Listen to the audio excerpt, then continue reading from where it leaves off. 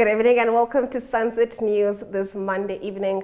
As always, we bring you news, community stories, economics, weather, and sports. I am Glenara Shipura. In the news tonight, Finance Minister Ipumbu Shimi says consultations on the budget should start in earnest to provide for good planning. He made the comments at the mid-term budget review consultations earlier today. The time to influence what is going to be in the budget is actually now, during the mid-year of the budget implementation process.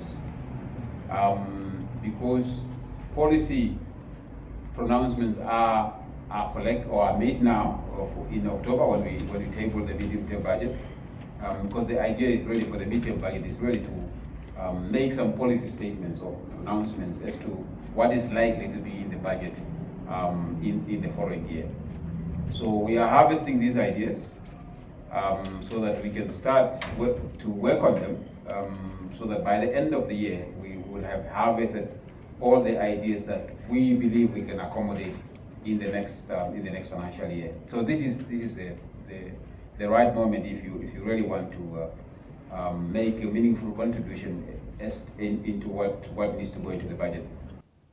Getting to our next story, due to a significant outbreak of highly pathogenic avian influenza in Denmark and the Netherlands, Namibia has suspended imports of live poultry, birds, and poultry products from these European countries. In recent years, European nations have grappled with avian influenza, commonly known as bird flu. This has resulted in the culling of millions of birds, impacting the supply of poultry meat and eggs. Namibia's Veterinary Services Directorate announced the suspension in a statement released late last week. It specified that the ban affects poultry products packaged in Denmark on or after June 28th and poultry items from the Netherlands packaged on or after July 11th. Poultry products that fall under this suspension will either be sent back to their country of origin or be destroyed, with the cost incurred by the importer. However, the statement added that cooked poultry meat products intended for commercial purposes could still be imported, provided the importer obtains a veterinary permit. Namibia's monthly chicken consumption reaches an estimated 2,500 tons, primarily relying on imports from neighboring South Africa to meet its demands. Now, in our next story, the overall water supply situation is a major concern in many areas of the country due to poor rainfall this season. According to the Crop Prospects Food Security and Drought Situation Report issued by the Agriculture Ministry, most water catchment areas have therefore dried up as they did not receive water inflow. Since the start of the 2022 to 2023 rainfall season, the country received below normal rainfall performance, with a considerable delay in the onset. Most parts of the country only received productive rainfall in January. The report added that in addition to sporadic and insufficient rainfall patterns that have dominated the season, the country reported severe and prolonged dry spells in December, February, March, and April. Now, the Central Procurement Board of Namibia's acting chairman and chief administrative officer, Amon Gavetene, elaborates on the work to overcome the negative reputation of its predecessor, Tender Board, progress with local procurement and skills training for the CBPN's future. Augeta Greg reports. Yes, I think, Greg, we have really been doing great. 2 months ago, we have run our stakeholder certification survey.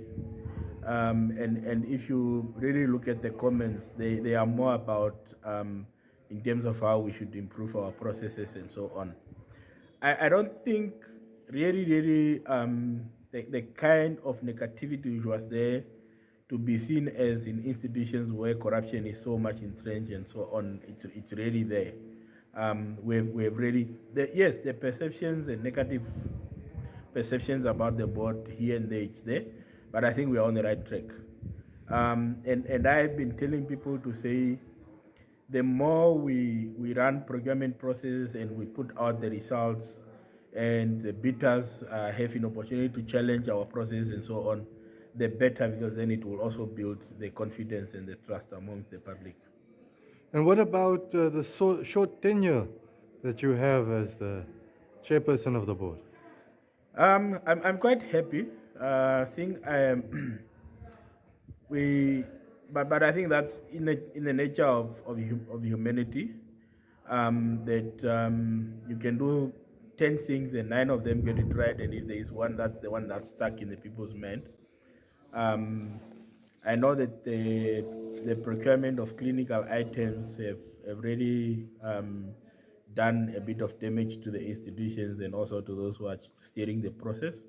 But the good thing is that it's a process that we have done in good faith. And as in organizations, we have really learned a lot from that process. And it have also helped us to improve our processes and systems going forward.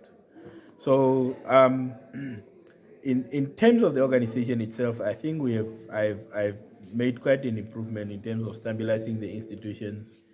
You can hardly hear any board squabbles at the board. You could hear any complaints from, human relations aspect and so on. So I think I have made my contributions as far as possible within the shortest possible period of time. Excellent. And how do you feel about the current pace of procurement at the offices, agencies, and ministries of the government? It's still concerning. We can do better, to be honest. I don't think that there is any justifications where we can run a single procurement for more than 3 months. There's no explanation to it. And the reasons why I think we can do much better is because we have now started, and it has become our target to say is every evaluation should be completed in not more than. In our Story of the Day segment, coming up after the break, NAMCOL inaugurates its new board members. Do stay tuned.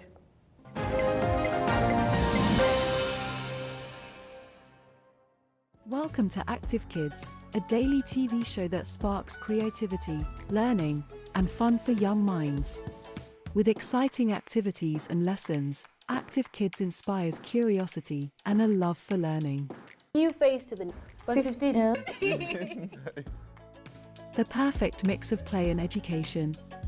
Don't miss out on the fun. Tune into Active Kids on NTV every weekday at 10 o'clock and let the adventure begin.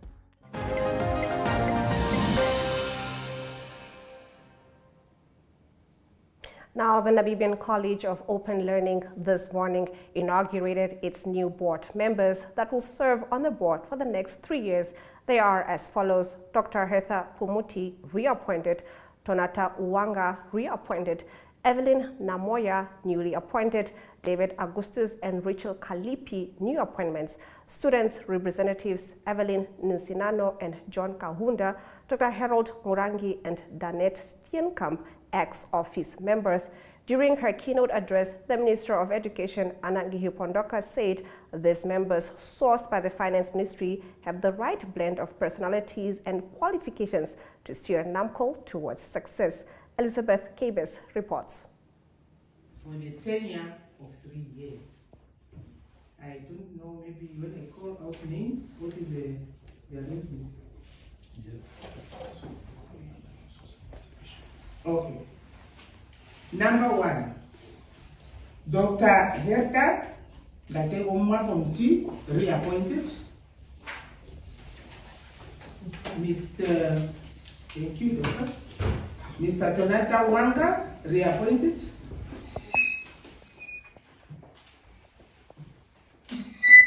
Evelyn Namoya, new appointment. Miss David Augustus Jarrett, new appointment. Rachel Kalipi, new appointment.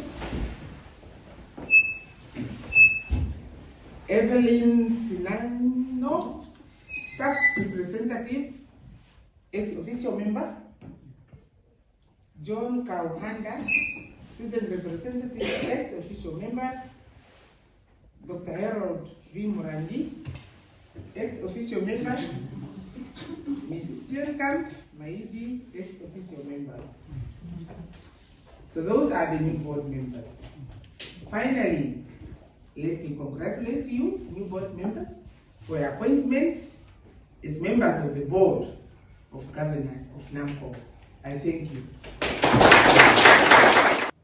Now moving on, the Namibia Wholesale and Retail Workers Union Secretary General has called for the immediate release of Michael Amushelelo. We get into the story on the other side of the break.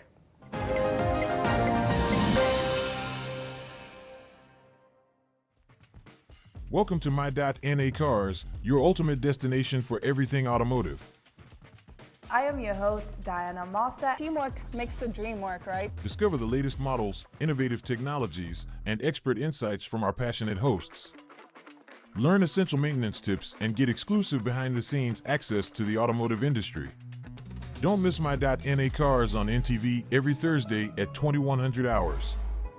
Tune in and ignite your passion for automobiles.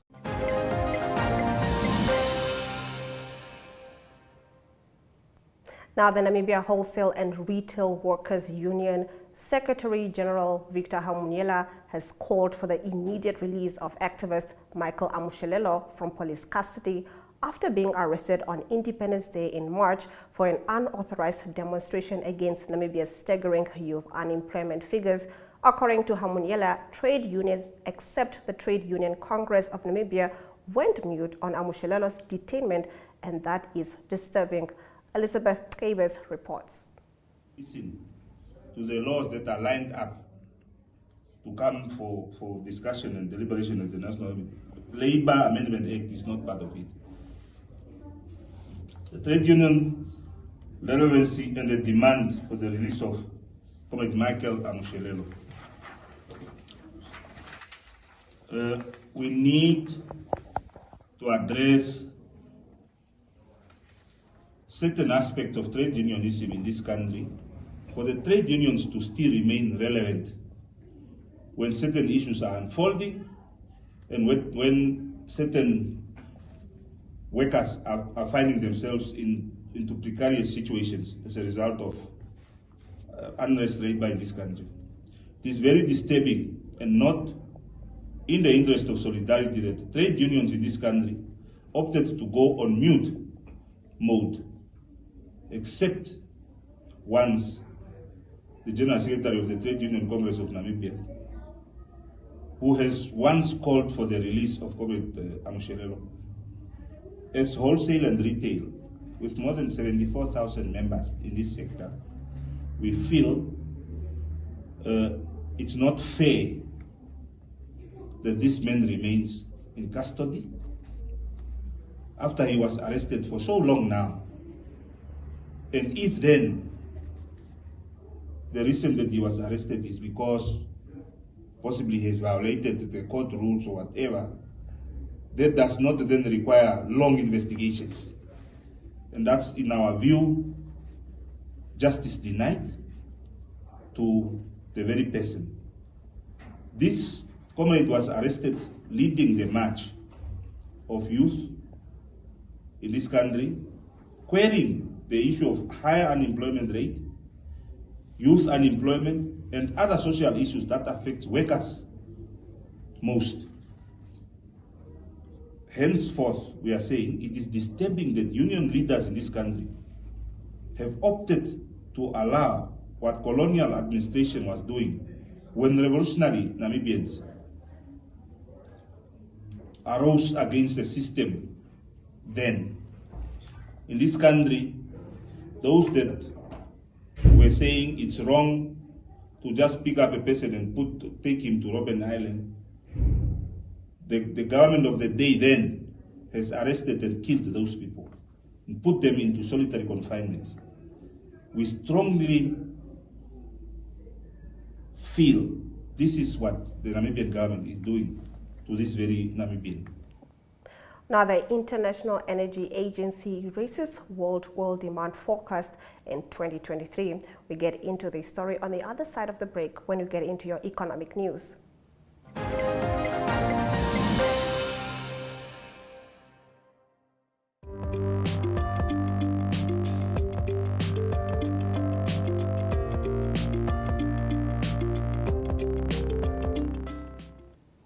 Getting into your economic news, the International Energy Agency said it had revised upwards its forecast for global oil demand growth in 2023 as demand is scaling record highs. World oil demand already hit a record 103 million barrels per day in June and August and could see yet another peak.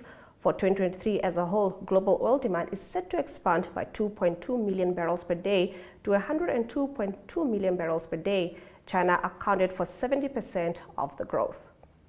Let's take a look at our financial indicators.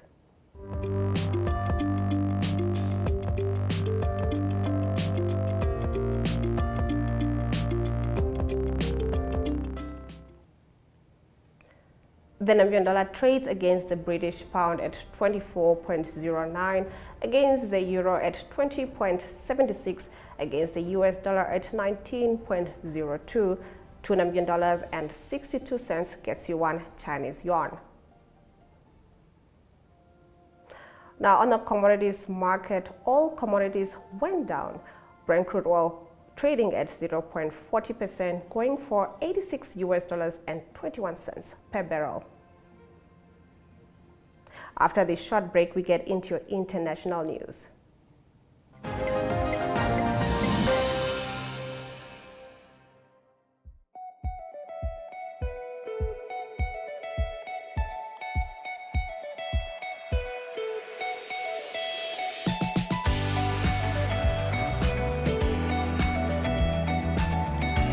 To another exciting episode of Irongo Top.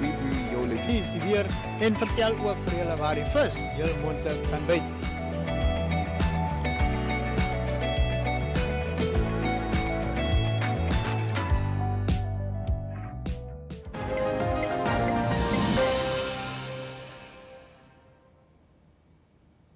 Let's take a look at your international news.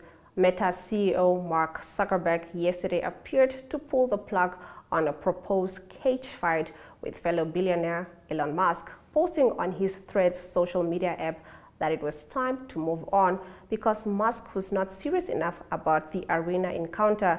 Tesla boss Musk said on Friday the planned fight with his tech rival will be held at an epic location and with an ancient Roman theme, as Italy indicated it was ready to stage the competition. But in his post, Zuckerberg said, "I think we can all agree Elon isn't serious and it's time to move on," after Musk said the date of the fight was unclear because he needed to have minor surgery.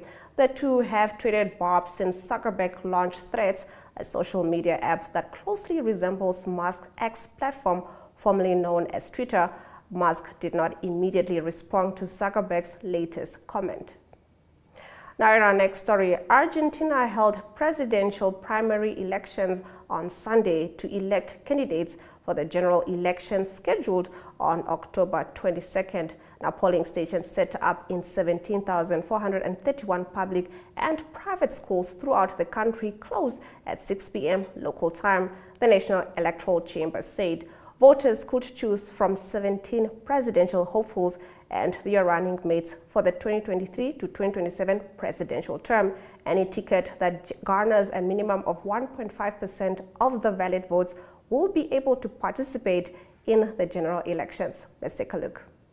Of October's presidential elections, because voting today is mandatory for all Argentines eligible to vote. The main issue affecting voter mood is the economy. Argentina is currently battling with triple-digit inflation, year-on-year inflation running at 106. That's a decision made on the back of approval ratings. Economy Minister Sergio Massa is expected to win the candidacy. The question is, how much of the total vote will the government take?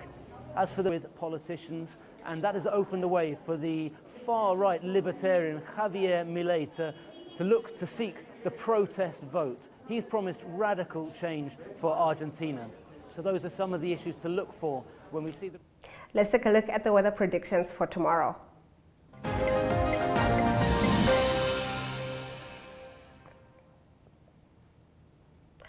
Timamulilo can expect sunny weather with a minimum of 14 degrees and a maximum of 33 degrees. Oshakati can also expect sunny weather with a minimum of 15 degrees and a maximum of 32 degrees. Handys Bay can expect a minimum of 12 degrees with a maximum of 19 degrees, while Rehoboth can expect a minimum of 12 degrees with a maximum of 27 degrees. After this short break, we'll get into your sports news.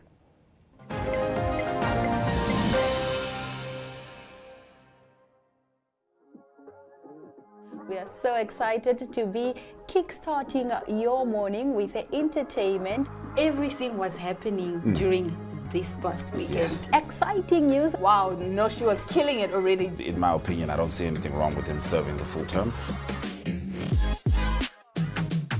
As well as keeping you informed on the issues that you need to know happening in and around our country.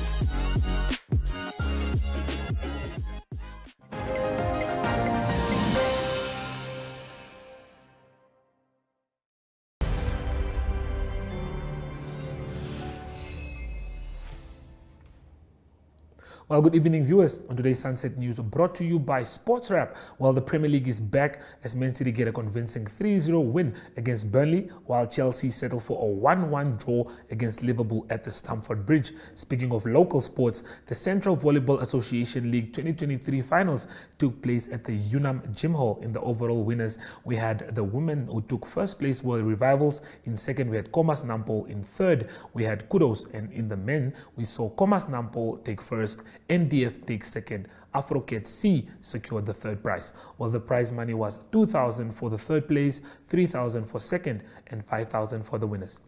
SKW was fully packed on Saturday as African Stars hosted Musa FC in the final friendly match before they face Zambia's champion club Power Dynamos FC in the CAF Champions League match during the weekend. Well, Kofi had this to say about the match. Prince George Kofi joining us. Mr. Kofi, international friendly, as I've been asking everyone else, 0-0, was it a good reflection of what happened or transpired in the game? No, I don't think so. 0-0 shouldn't have been the outcome of this game. You know, even though the game was very difficult, you know, our opponents came with a well-rehearsed strategy. What they did was they combined the low defensive block with a mid defensive block. So they always try to take us on the break, and that's what they did. They would tease us, and then they'll put the ball behind us, and then they'll try to overload. So when that happens, it means our team also have to do what we call recovery round or tracking round in an organized structure. You see, so when that happens, it means you have to recycle. You need to start. You have to restart again. So it was very difficult. But in the first half, we had the chances. Awilo had one or two chances with Wetu, where they could have just combined to finish, and he went for glory on two occasions, and we didn't get the ball didn't enter the net. Wetu also had one wide, and he should have just given a simple pass to Juja to put in the net. He also went for glory, the ball didn't enter. So those balls, I'm telling you, those chances, if he had put those balls in the net, I'm telling you, it would have changed the dynamics of the game. Yeah. Well, that's all we have from you. From the sports desk, it's goodbye.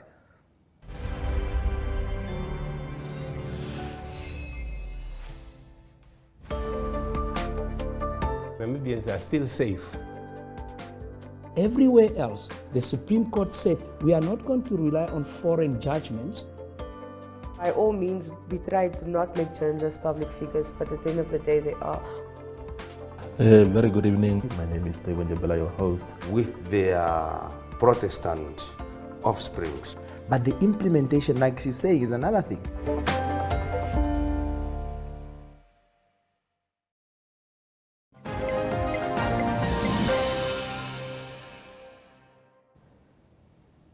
Let's get into your news highlights from today's broadcast. Due to a significant outbreak of highly pathogenic avian influenza in Denmark and the Netherlands, Namibia has suspended imports of live poultry, birds, and poultry products from these European countries. The overall water supply situation is a major concern in many areas of the country due to poor rainfall this season. This is according to the Crop Prospects Food Security and Drought Situation Report issued by the Agriculture Ministry. The Sports Club Windhoek Stadium was fully packed on Saturday as African Stars FC hosted Musa FC in their final friendly match before they faced Zambia's champion club Power Dynamos in the CAF Championships League on Friday, the 18th of August in Johannesburg.